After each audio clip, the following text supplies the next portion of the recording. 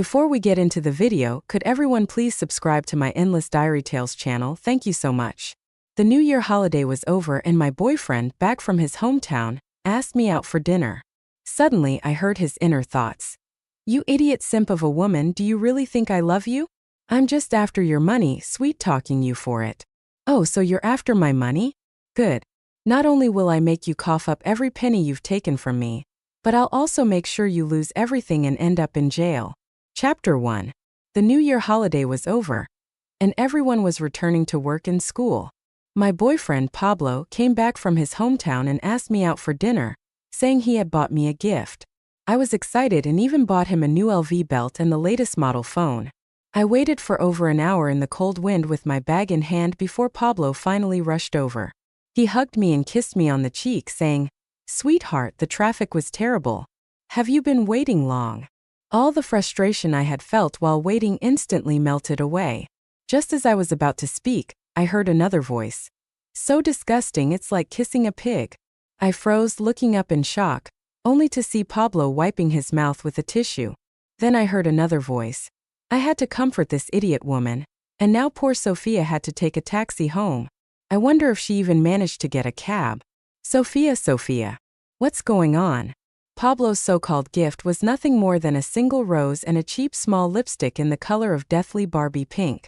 "My love, this flower symbolizes my undying love for you," Pablo said, handing me the rose while casually reaching for the LV bag and the phone in my hand. He smiled widely at the sight of the luxury bags. At the same time, I heard another voice. "Good thing I got Sophia some skincare products and a free lipstick sample. Otherwise, I would have had to spend money on this pig. Seriously, she doesn't even know her place. Thank God for the LV and the new iPhone. Or this would be unbearable." If this had been in the past, when Pablo reached out to take the gift I bought him, I would have handed it over without a second thought. But today, after hearing his inner thoughts, I couldn't help but hide the bag behind my back. I smiled and said, "Sweetheart, do you think you can fool me with just a lipstick sample?" I saw Pablo's expression freeze for a moment, but he quickly recovered and gave me a flattering smile, saying he just liked my natural look. He added that makeup was bad for the skin and not good for my health. Of course, I heard his inner thoughts again, filled with nothing but curses. I clenched my fist, really wanting to slap him hard across the face, but I held back. Confronting him now would be too easy for this jerk.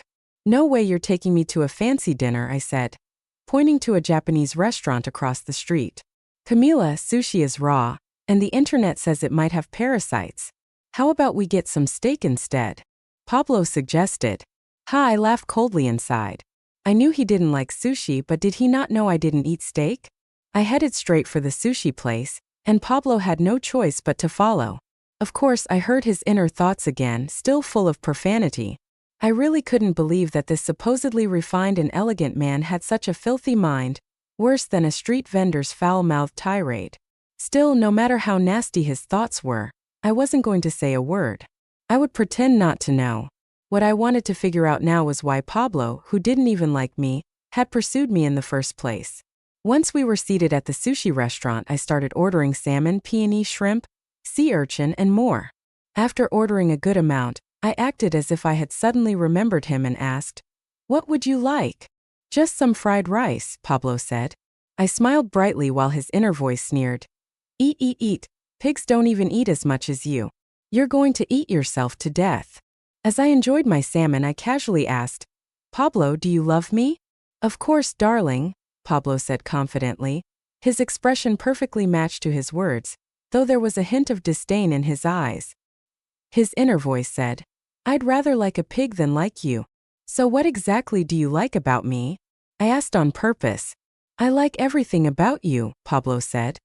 His inner voice, "I'm only interested in your family's money, you idiot.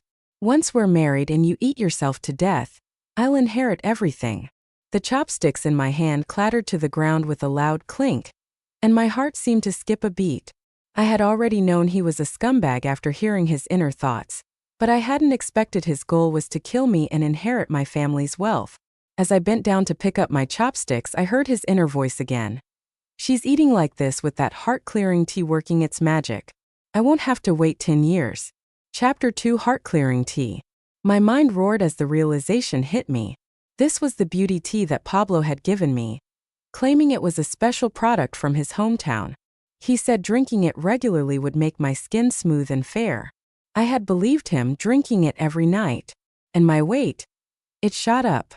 Originally, I wasn't very overweight. In high school, I had gained a little weight during the pandemic dealing with stress from school. But with my height of 168 centimeters, 5 feet 6 inches, my weight hovered around 130 pounds, and thanks to my well-proportioned figure, I still looked quite balanced. Then, after starting my relationship with Pablo and drinking his heart-clearing tea, my weight skyrocketed, shooting up to 154 pounds. I gripped the chopsticks tightly. At that moment, the waiter hurried over and graciously replaced my chopsticks. After we had almost finished the meal, I excused myself to go to the bathroom and told Pablo to wait. Instead, I grabbed my things and left.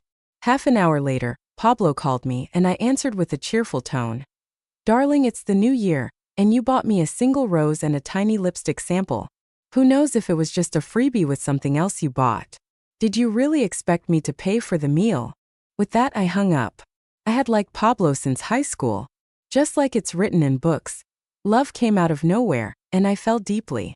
It seemed like the first moment of excitement happened when I saw him running around the basketball court. His tall figure in the sunlight looked like it was bathed in a golden glow. Sunshine handsome. Those were the labels that defined him. I fell for him instantly. One day, I found an opportunity and secretly slipped him a love letter, then ran away feeling shy. From that day on, I eagerly waited for his reply, hoping to see him in the hallways or on the playground, where every glance made my heart race. But by the end of high school, I still hadn't received a reply. Later, we both ended up at the same university, and I thought it must have been fate. Of course, since he hadn't replied to my letter in high school, I wasn't going to confess again. During our freshman year, he confessed his love to Sophia. Since they were dating, I put away all my feelings and stopped paying attention to him. Even though Sophia was in my dorm and I heard all sorts of news about him, I pretended not to care. After dating for about 6 months, Pablo and Sophia had a big argument and broke up. About a month after their breakup, Pablo came to me and confessed his feelings. At that time, I was thrilled. He spoke to me with such affection. "Darling, back in high school, I received your love letter, but I was so focused on my studies that I didn't have the chance to reply. When we got to university, I got distracted by Sophia and almost missed my chance with you." As he said this, he embraced me and whispered, "Thankfully, I came to my senses. Missing out on you would have been the biggest regret of my life." I was deeply touched at the time. Not long after we started dating, he gave me a specialty called Tongshin cha, and emphasized that it was a rare specialty from his hometown, grown on cliffs with a very limited supply. He even warned me not to share it with anyone else. Of course, I believed him. What I didn't realize was how devious and cruel this man could be, planning to slowly harm me with something that seemed harmless, but was secretly designed to make me gain weight and ruin my health. No wonder that every time we met, he insisted on buying me milk tea, sweets, and fried snacks, everything high in calories. When I returned home, Sophia was there to open the door for me.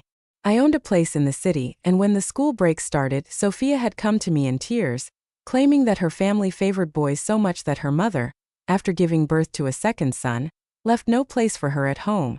She said she wasn't going back and begged me to let her stay for the winter break.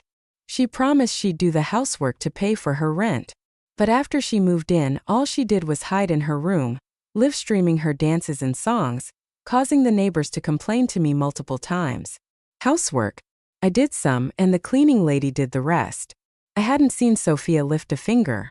One time after dinner, I asked her to wash the dishes. She replied that she had just gotten her nails done for over 300 yuan. That's when I caught a whiff of the perfume she was wearing, the very same one Pablo had asked me to buy at the end of last year. Ha! So that's who it was for, his little lover. "Why are you back so early?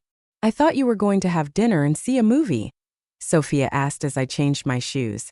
I responded casually, "Sophia, the holidays are over, and today's the 8th day of the new year. It's a good day. Time for you to move out." Sophia's mouth formed an O shape. Chapter 3. I looked at Sophia's expression and wanted to laugh. "Sophia, don't blame me.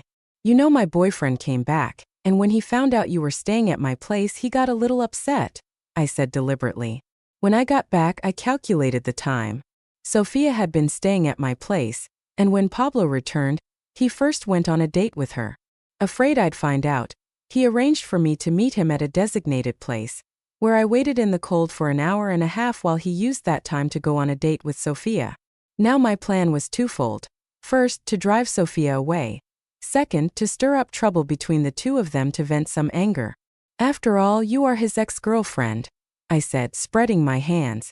As soon as I opened my mouth to send her away, Sophia didn't put up much resistance. She started packing her things, not forgetting to livestream at the same time. Kicked out by my nasty landlord on the 8th day of the new year, moving out. I wasn't on camera, but I made sure my voice was loud enough for everyone in her livestream to hear.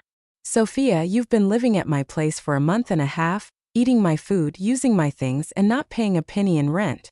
How exactly am I a nasty landlord?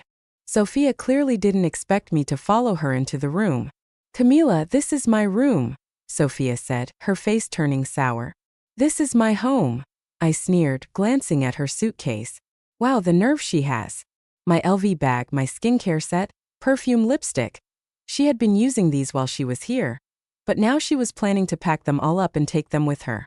I immediately told her to leave behind everything that belonged to me. You've been freeloading off my things while staying here, fine. But now you're packing them to take with you? Shouldn't you just pack me up and take me too? I teased in a sarcastic tone. The livestream chat blew up with comments flying by. Most of them saying, "What's going on? Isn't that Sophia's stuff? Oh my God, using someone else's lipstick? Isn't that gross?" Of course, I would never use anything Sophia had touched. In the past, if she wanted something, I would generously give it to her. But now, she wouldn't even get to take a single tissue pack from me. Sophia quickly ended the live stream. Her face twisted like everyone owed her 5 million. She finished packing and dragged her suitcase to the door. Sophia, take off the clothes you're wearing. I cleared my throat and said. Sophia glanced down at her clothes. It was from Chanel. Since I couldn't fit into it, she had shamelessly claimed it as her own. Her face darkened, and after a moment of hesitation, she forced a smile and said, "Camila, you can't wear it anyway, so why not just give it to me?" I smiled sweetly and shook my head. Nope, it's better we draw clear boundaries from now on. Watching her gritting her teeth as she angrily took off the clothes and threw them at me, I smiled and kindly reminded her. It's quite cold outside, you know? Less than half an hour after Sophia left, Pablo suddenly called me. TSK couldn't wait, could he? The show was just getting started. Camila, in this freezing weather, why did you kick Sophia out? Pablo's voice carried a hint of reproach. I deliberately asked, how do you know? Are you still tangled up with her? What do you take me for? Before he could respond, I continued. If your heart aches for her, go ahead and chase after her. Don't bother with me. With that, I hung up the phone. I used to like Pablo very much, always treating him with the utmost care, treasuring this hard-won love. But after hearing his true intentions, knowing that he pursued me for my money, I realized that no matter what I did, he would never give up on the big prize he thought he was about to claim. Chapter 4. About 10 minutes later, Pablo called again. I didn't answer. In the past, there were plenty of times he didn't answer my calls, left me hanging, sweet-talked me into buying him this and that, and even made me transfer money or send him red envelopes. Now I'm just giving him a taste of his own medicine. This apartment of mine is on the top floor and there's a loft upstairs. I ran up there and started doing workout videos for weight loss. Losing weight needs to start today, not tomorrow. As a girl who wants to look good, I weigh over 150 pounds and was often mocked at school, called fat. I've tried all kinds of diets and weight loss methods, but nothing worked. After doing the workout for half an hour, I was drenched in sweat. My legs and arms were sore, but surprisingly, I felt light and refreshed. I turned to glance at my phone, and Pablo had called twice more. I continued pretending I didn't see it, leaving him hanging. After I showered, Pablo called again. This time I answered, "Sweetheart, don't be mad. I'm just checking in as an old friend, that's all. Besides, with you living alone in such a big apartment, I just worry about you. You know? How about moving in with you, Wei? After all, you two are friends." I sneered and said, "Pablo, if she was moving out from my place, Why would she go to you instead of someone else? Fine, you two carry on, just don't bother me. With that, I hung up and blocked his number. Of course, I only blocked his calls, I kept him on WeChat. I wanted to see what he'd do next.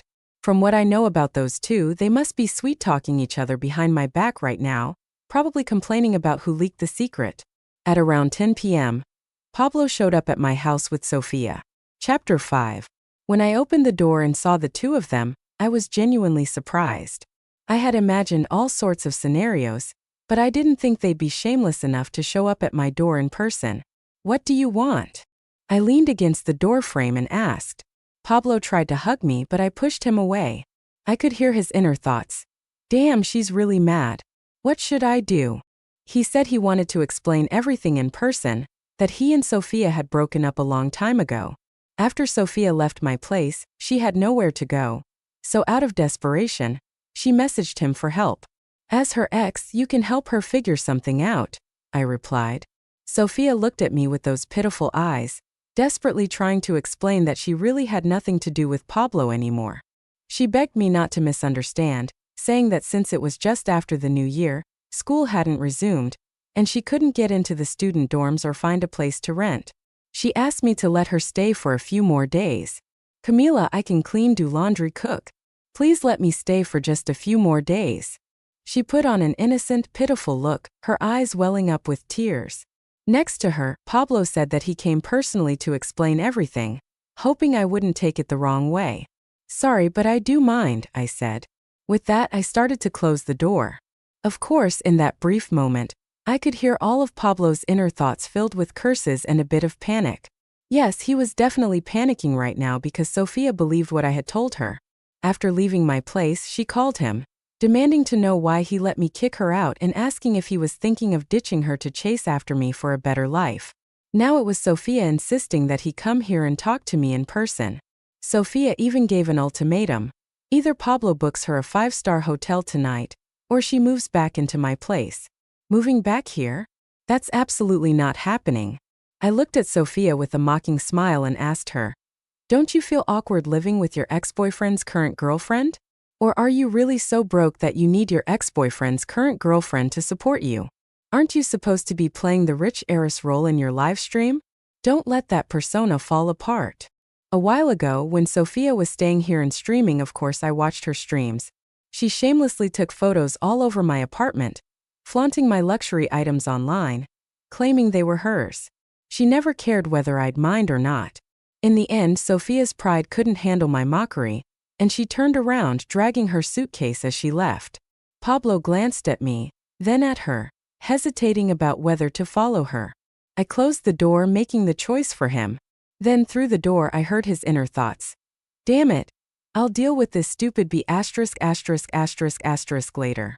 I sneered, who's going to deal with who is still up in the air? Chapter 6. An hour later, Sophia posted on her social media that she had checked into a 5-star hotel. I laughed. Just as I expected, it's easy to go from frugal to lavish but hard to go back. During the time she stayed with me, she always sweet-talked her way into using my things, eating my food, wearing my clothes, and helping herself to my belongings. From small items like skincare samples to bigger things like bags. By the end of last year, she had moved into my place, getting used to the spacious bedroom, the walk-in closet, and the huge bathroom, spoiling herself with a life of luxury. Now, Pablo wants her to stay in an ordinary hotel, but she's not used to it. She can't help but compare herself to me, always trying to one-up me. How long will Pablo's allowance last her? A whole week went by without me making any moves, but I had ramped up my workout intensity. I have to lose weight. I'm not aiming to be super skinny, but I need to get back to a healthy size. I had originally gotten a gym membership and used to go running occasionally, but people tend to be lazy. Pablo used to tell me that girls with a little extra weight are cute. Sophia would flatter me, saying I didn't look chubby at all, that my skin was great and my facial features were perfect, which made me drift through life, never once considering my own issues. Now I've had a sudden realization. I need to lose weight. For the past week, I've practically lived at the gym, running, doing yoga, and following all the tasks my personal trainer assigned. Every day I'd break into a sweat several times. The first 2 days I could barely lift my legs, But after cutting out sugary drinks and intense workouts combined with controlled eating, my weight started dropping fast. The pants I bought during the new year no longer fit around my waist. I stepped on the scale, over 10 pounds lost. I was shocked. It's true, nothing is impossible if you set your mind to it. Of course, during this week, Pablo had messaged me several times, but I ignored him. When I felt the timing was right, the luxury jewelry and bags I ordered arrived. After taking some photos, I posted on my social media, showing off a bag and jewelry supposedly gifted by a childhood friend. Sophia liked the post, then quickly disliked it. Pablo asked me where this childhood friend came from. I still didn't respond to him. In the past, he'd always use a tantrum as an excuse, and I'd buy him gifts to smooth things over, terrified of losing our love. Now that I think about it, it's utterly ridiculous. Now knowing his true intentions, I realize that no matter how much drama I cause, he won't give up so easily, especially after he's already gotten the benefits. As expected, by the evening, Pablo came looking for me, but this time the security guard stopped him at the entrance. A few days ago, I had specifically asked the security to notify me before letting any visitors through. Pablo, tell him to go back. I don't want to see him, I said directly. On the other end, I could hear Pablo grabbing the phone from the guard, shouting, "Sweetheart, don't be like this. We must have some misunderstanding. Let's talk in person." I hesitated deliberately before agreeing, but instead of inviting him to my place, I suggested meeting at a nearby cafe. I took my time changing clothes and doing my makeup, dragging it out for about an hour before finally heading out. In the past, he was always late to our dates, making me wait every time. It wasn't until I accidentally overheard his inner thoughts last time that I realized he was doing it on purpose. Apparently, he'd read some social literature that said playing hard to get is the key to flirting. Since he enjoys playing hard to get, why not let him experience it himself? Chapter 7. When I arrived at the cafe, I noticed that Pablo's gaze seemed different, like he was seeing me in a new light. Up close, I could hear his inner thoughts again. Damn, why does she suddenly look prettier? How did she lose so much weight? Did she stop drinking that tea? I smirked internally and called the waiter, ordering coffee and a few pastries. Only then did I ask him, "What do you want to talk about?" Pablo smiled apologetically and started explaining the situation with Sophia over and over. "Camila, I only helped her because you two are friends. I didn't want you to lose a good friend because of me. There's absolutely nothing between us." I raised my hand to cut him off and told him that a friend of mine had seen him on a date with Sophia. As I spoke, I pulled out the lipstick he had given me from my bag and tossed it to him. I asked around. "This sample is only given when you purchase a gift set at the counter. You gave her the set and gave me the leftover lipstick. Pablo, don't make me say something unpleasant." As I said this, I deliberately showed off my new Chanel bag. Pablo's face turned from green to red, and his inner thoughts were filled with curses, some of them really nasty. To my surprise, this time he wasn't just cursing at me, he was cursing at Sophia too. "Camila, listen to me." Pablo suddenly hugged me, even trying to kiss me, but I pushed him away. Then I pulled out my phone and sent him a message. Pablo quickly opened it. "For the Lantern Festival, I want this." "My friends already have it," I said bluntly. "Pablo, my mom came to visit me during the new year, and she's really not satisfied with you." With that, I grabbed my bag and walked out. I heard Pablo's inner voice. "Damn it. I'll just treat it as an investment." I sneered. "Yeah, I'm just afraid you won't want to invest, right?" The picture I sent him was of a high-end handmade gold jewelry item from a niche brand in China. Not too expensive, a little over 50,000. The benefit? It's exclusive. There are no knockoffs on the market, so even if he wanted to fool me with a fake, he couldn't. As for how Pablo's going to come up with the money to buy it, that's not my concern. As I was about to leave, Pablo grabbed my arm and asked me to pay the bill. "Pablo, you're making me pay for this date?" I asked him. "Sweetheart, I didn't bring any money today," Pablo begged in a low voice. "No money." I deliberately raised my voice. After dating him for over 2 years, I knew exactly what he was like. He's vain, loves to compare himself to others, and his biggest fear is being called poor. "Shh, sweetheart, keep your voice down." Pablo quickly waved his hands at me, trying to quiet me. "Pablo, cheating on me is bad enough, but you want to negotiate with me and you're too stingy to even buy flowers?" I shook my head and said, "I'll pay the bill, but don't ever come looking for me again." Pablo's inner thoughts were honestly unbearable to listen to, full of curses mixed with dialect from his hometown. I intentionally said, "These days it's all about paying by scanning QR codes. Who are you trying to fool by saying you didn't bring money?" I leaned in close and whispered to him, "Pablo, don't tell me you can't even afford a cup of coffee. If that's the case, what kind of big shot do you think you are in the dating world? Why don't you go home and study more?" "Of course not." Pablo quickly assured me he had money and hurried off to pay the bill. Chapter 8. For the Lantern Festival. Pablo smartened up this time and arranged a date with me first. From his inner thoughts, I found out he had also arranged to meet with Sophia. Recently, Sophia had been throwing tantrums at him as well. The plan to use my love for him to take over my family's assets was something he and Sophia had devised together. Now Sophia was threatening him.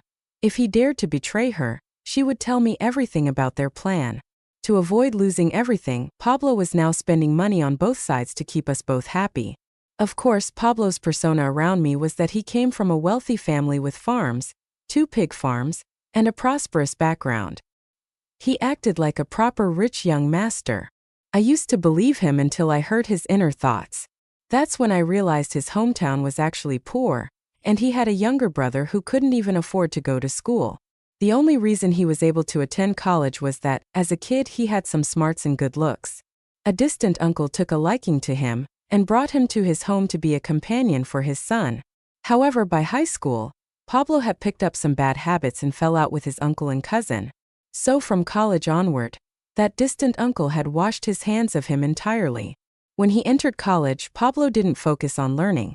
Instead, he learned how to compare himself to others, becoming lazy and entitled. His family doesn't have a pig farm, they only have 2 pigs. The weight loss tea he gave me is actually a specialty from his hometown meant for pigs. It makes them fat really quickly.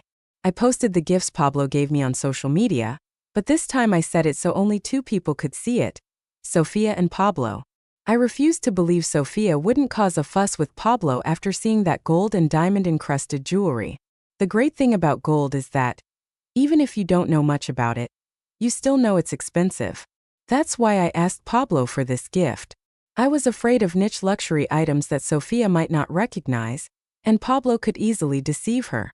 3 days later, I saw on Sophia's social media that she had posted gold and diamond-encrusted jewelry too, but it was clearly a smaller, less expensive version. Over the next few days, Pablo tried his hardest to win me over. As for me, if I was in a good mood, I'd reply to him a bit. If not, I'd pretend not to see his messages, focusing on my workouts and reading. Anyone who has tried to lose weight knows that at the beginning of a weight loss journey, if your workout is intense enough and you control your diet, the pounds drop off quickly. In the second week, I lost only 6 pounds, bringing my weight down to around 133. My personal trainer at the gym told me that my waist and stomach were already slim, and my clothes looked good on me. The focus now was on my thighs. It was going to be a long battle, so I shouldn't rush it. She reassured me, saying that since I'm tall and my waist and stomach are toned, my clothes would look great. Slightly thicker thighs aren't a big deal. I could wear wide leg pants or long skirts. I smiled and said that my goal was to get below 120 pounds. On Valentine's Day, with a little hint from me, Pablo booked a restaurant early, bought 99 roses, and got me an LV bag. It seemed like he was willing to spend a lot this time. From his inner thoughts, I found out that he had taken out an online loan. But that wasn't the main point. The important thing was that he had learned his lesson this time. He bought me a genuine LV bag while Sophia got a knockoff. In the evening, I posted on social media again. Along with the LV bag, the flowers, and the high-end restaurant, I added a diamond bracelet, claiming it was a gift from my boyfriend. Pablo didn't look too happy. I intentionally said to him, "Look at you being so stingy. It's just a regular bag and my friends would laugh at me for this. If my mom finds out my boyfriend is this cheap, she'd definitely say, if a man can't even spend money on you while dating, it's clear he doesn't love you." I poked his forehead with my finger and said, "I'm doing this to help you save face, you know." I heard Pablo's inner voice. Damn it, I should have just stuck with this woman from the start. How the hell do I get rid of that idiot Sophia? Weird, why am I realizing now that Camila is prettier than Sophia? I chuckled. Back when I first started school, my grandmother told me, "These days it's not safe for girls to dress up too nicely. Camila, you need to know how to keep a low profile." I thought she made a lot of sense, so I purposely dressed in a plain, old-fashioned way. Plus, I was chubby, which made me look both old-fashioned and overweight. Now I've deliberately put effort into my appearance. With my naturally great skin and striking facial features, I was looking my best. Today, I wore a white knitted long dress with a red belt to highlight my slim waist. My hair was down, and I paired the outfit with expensive ruby earrings, adding a splash of color. "Want to watch a movie?" I asked Pablo. He looked at me and nodded eagerly. TSK. Did he forget he had also planned to see a movie with Sofia? Less than 30 minutes into the movie, Pablo's phone started ringing non-stop. He went out twice to take the calls.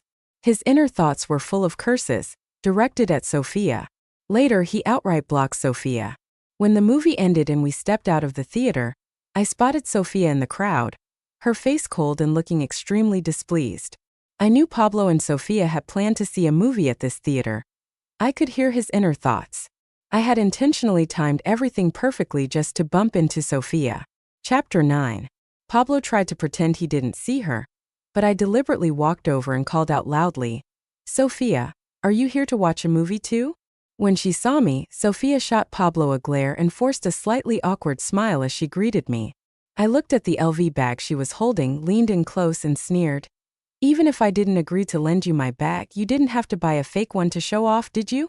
Look at this. It's not even a good replica. The stitching is crooked." With that, I waved for Pablo to follow me, and we walked away. Pablo's inner voice was hilarious, filled with curses. At me, at Sofia, and at the lousy knockoff seller. He was wondering why they couldn't make a better fake. TSK, what do you expect for $300? Besides the stitching, the color and pattern were all wrong. If Sofia took a closer look at home, she'd figure it out too. I bet Pablo wouldn't have a good night tonight. Sure enough, after dropping me off at the entrance to my building, he hurried off. From that distance, I couldn't hear his inner thoughts, but I could imagine. Pablo's night wasn't going to be pleasant. And I was right. When I saw him the next day, his eyes were dark and puffy, and his voice was hoarse. After Valentine's Day, school started again. Pablo came to me asking to borrow money, saying it was for tuition. His excuse was that all his money was tied up in funds and stocks, so he needed me to lend him some cash to tide him over for a few days. He promised to pay me back soon. I thought about it seriously for a moment and agreed, but I made him write an IOU. "Sweetheart, we really need a written note," Pablo asked, clearly not pleased. "Even with family, you settle accounts clearly," I replied.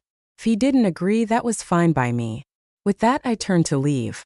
Left with no choice, Pablo wrote the IOU. I casually remarked, "You must have made a good profit from those funds and stocks if you've even put your tuition money into them, right?" He mumbled a vague response. "Don't forget to buy me a gift for Women's Day," I said, holding my head high. "My childhood friend studying abroad is coming back, so don't make me lose face." Pablo's expression darkened. After the school term started, I naturally ran into Sofia every day. We're in the same dorm after all. But I hadn't been staying in the dorm much since I have an apartment nearby. Now I started staying in the dorm a few nights here and there. Originally, when Pablo asked me for money, he never hesitated. It started with a few hundred, then a few thousand. Eventually, during holidays and festivals, if I didn't transfer five-figure amounts, he'd throw a tantrum. I used to be so in love that I never questioned it, always relying on my wealth, thinking I could buy love. I never imagined it was all just a joke. The greed of men knows no bounds.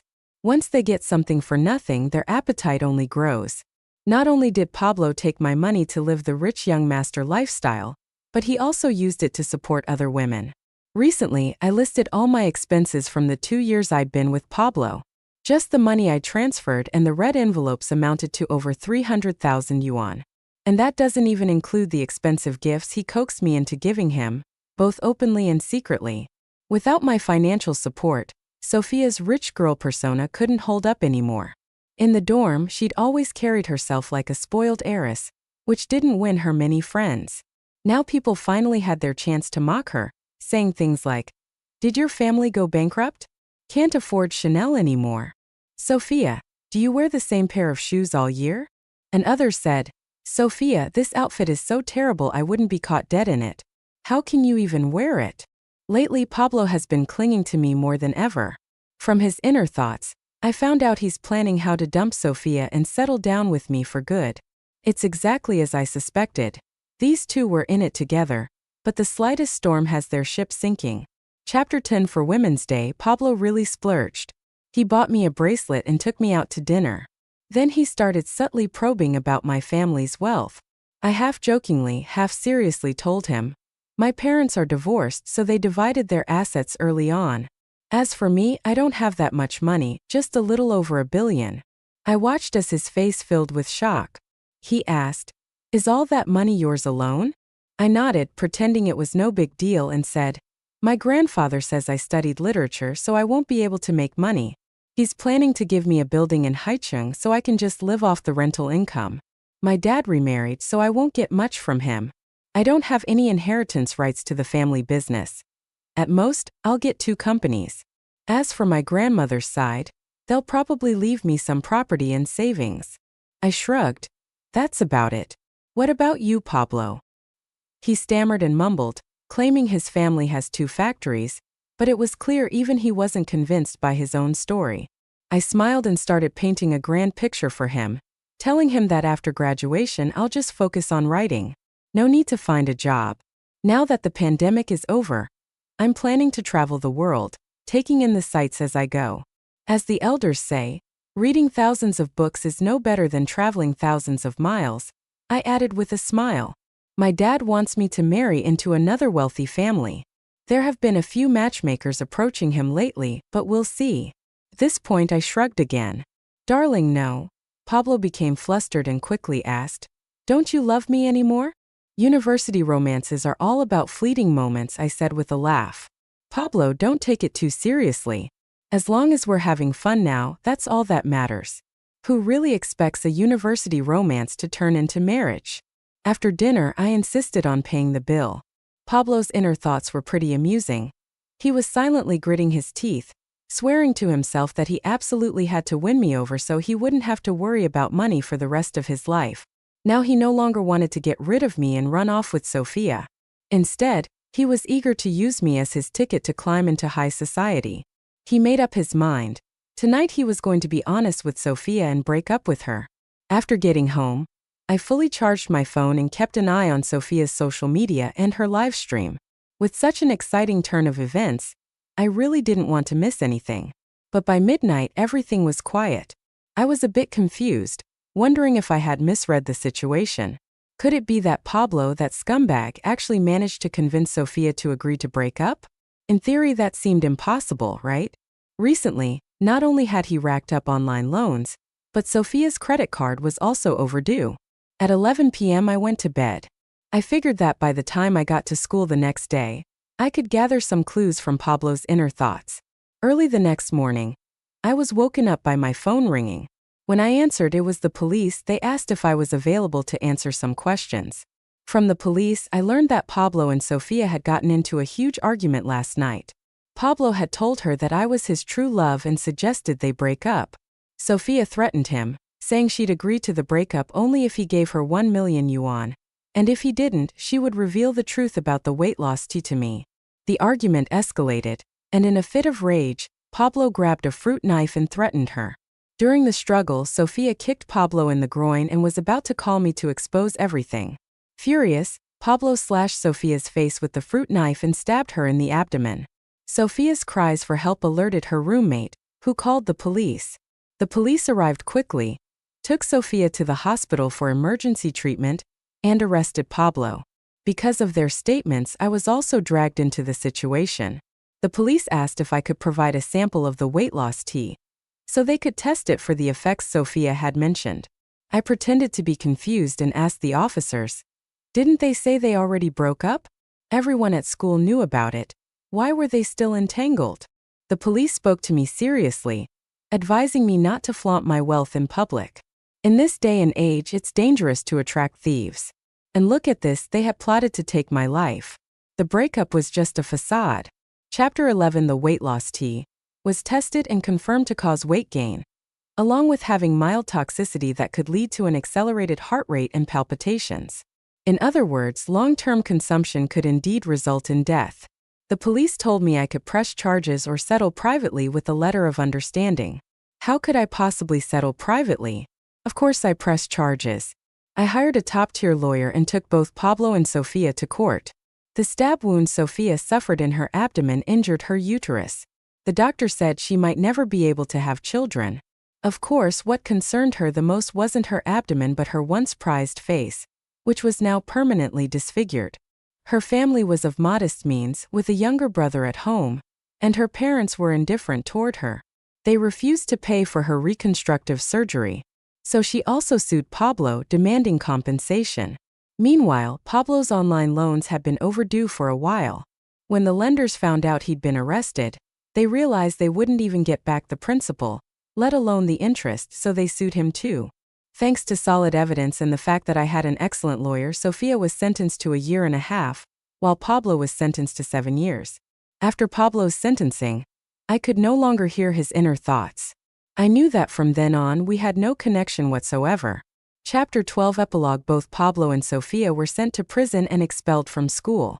I stopped drinking the weight loss tea, and combined with exercise and diet control, maintained a healthy weight of around 110 pounds.